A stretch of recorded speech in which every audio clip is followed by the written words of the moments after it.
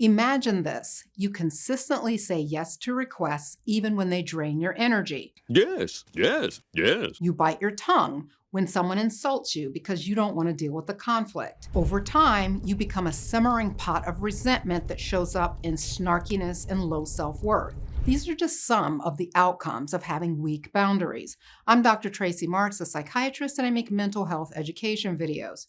Today, I'm going to give you 5 signs that you need stronger boundaries. Number 1 is overcommitting or people-pleasing. An example of this is consistently agreeing to take on tasks when you feel overloaded. You may fear disappointing the person or fear that saying no will feel mean or withholding. We all have a narrative identity. This is the story about yourself that you have in your head that brings together your past, present, and future and gives you purpose. I will talk more in detail about narrative identity and how to uncover yours in another video that will be linked to this one. Let's say part of your narrative identity is that you're not a selfish person and that selfishness is saying no to something that you're capable of doing.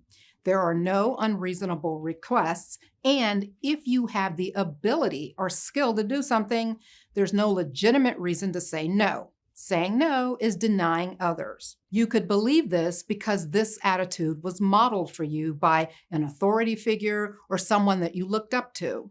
And this didn't have to be during childhood. You could have been in an adult relationship with a person with a strong personality who convinced you that saying no is selfish. Or you could be very sensitive to other people's feelings and have a low threshold of tolerance for seeing people disappointed. Whatever the source, if this is your mindset, you will be prone to overcommitting to things and doing things that you really don't want to do, but feel obligated to do to spare someone else disappointment. What can you do about this? Keep in mind that strengthening boundaries is an iterative process. You make small changes and continue to revise. The power behind saying no will come from identifying your needs, wants, and values first so that you can remind yourself of why you're saying no. Your need or value is the justification for saying no. Then start by saying no to low-stakes situations. These are things that have the least personal impact. The small no's will help you build the confidence to say no to the bigger things, like things that only you can do, and lots of people would benefit if you would just give your time to this. To make saying no easier, prepare a script or rehearse a response for common situations, and remind yourself that saying no is an act of self-care and not a rejection of others. Number 2 is feeling responsible for others' emotions. An example of this is constantly worrying about making others upset or angry and changing your own behavior to keep people happy, even at the expense of your own well-being. An intervention for this is to develop self-awareness by recognizing when you're absorbing other people's emotions. When there are strong emotions in the air, practice distinguishing between what you actually feel and what the other person is expressing. You'll need to remind yourself that you're not responsible for how others feel. Number 3, being unable to express your personal needs or opinions. So in a relationship, you don't express your desires or opinions. You go along with what the other person wants, neglecting your own needs. And this is pretty common if you're conflict avoidant. You'd rather go along with what the other person says than challenge them or ruin the mood with your contrary opinion. Here's one thing you can do. Start by identifying your own needs and opinions in private through journaling or self-reflection or through the narrative identity exercise that I'll talk about next week. Think of opinions that you've held back on expressing for fear of starting an argument or being judged. Practice spontaneously voicing these opinions around people who are supportive and open-minded, so they won't mind you saying these things and give you the space to do so. This practice will help you build up to expressing them in situations where you can't predict the reactions. Number 4 is feeling guilty when prioritizing yourself. And this is related to being unable to say no, but this is specifically around the issue of putting yourself first when you do say no or think about saying no. An example is feeling a ton of guilt when you set aside time for self-care or personal interests. You don't feel good about doing that because you believe it's a waste of productive time or selfish not to be available to others. Here's an example. Let's say you're an accountant by trade, and during tax season, when you're working long hours, your friend asks you to give them a call later this evening so they can run some ideas by you regarding their taxes before they meet with their accountant.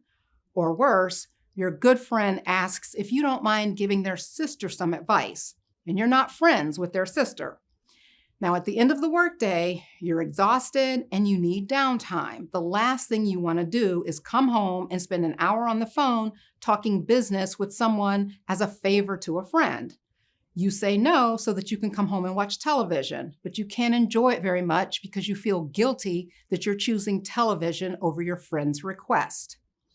What you can do here is challenge the validity of your guilt-inducing thoughts and replace them with affirmations that emphasize the importance of self-care. Recognize that taking care of yourself enables you to be more present and supportive of others. Number 5 is sharing personal information too quickly or with the wrong people. In this scenario, you overshare personal history or secrets in inappropriate settings or before you've established trust. A solution here is to develop a checklist of what information you are comfortable sharing, with whom, and under what circumstances. To help you get started, here are some topics to think twice about before disclosing.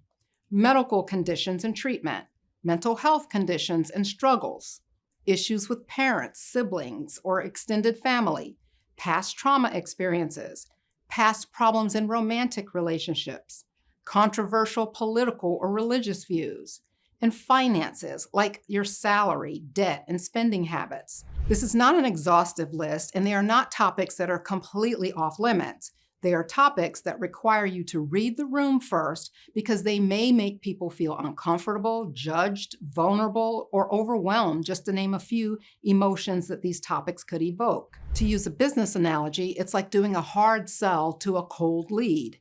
You need a certain amount of permission to share some things with people, and likewise, the other person should earn your trust before you share intimate details of your mental life.